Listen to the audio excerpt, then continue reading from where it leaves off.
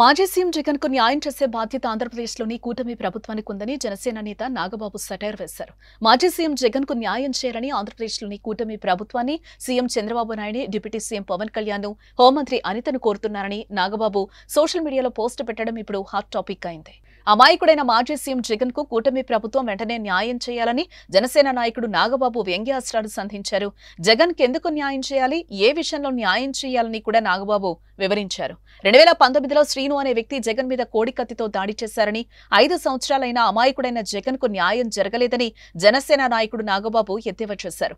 ఇంతకాలం జగన్ ఉన్న busy schedule కారణంగా ఆయన కేసు విచారణకు హాజరు కాలేకపోయారని, అందుకే కోడికత్తి శ్రీను కేసు కొలిక్కి రాలేదని, అయితే ఇప్పుడు మాజీ సీఎం జగన్ ఖాళీగానే ఉన్నారని, ఆంధ్రప్రదేశ్లోని కూటమి ప్రభుత్వం మాజీ సీఎం జగన్ కు న్యాయం చేసే అవకాశాలు ఎక్కువగా ఉన్నాయని, ఆ దిశగా కూటమి ప్రభుత్వం ఆయనకు న్యాయం చేయాల్సిన అవసరం ఉందన్నారు.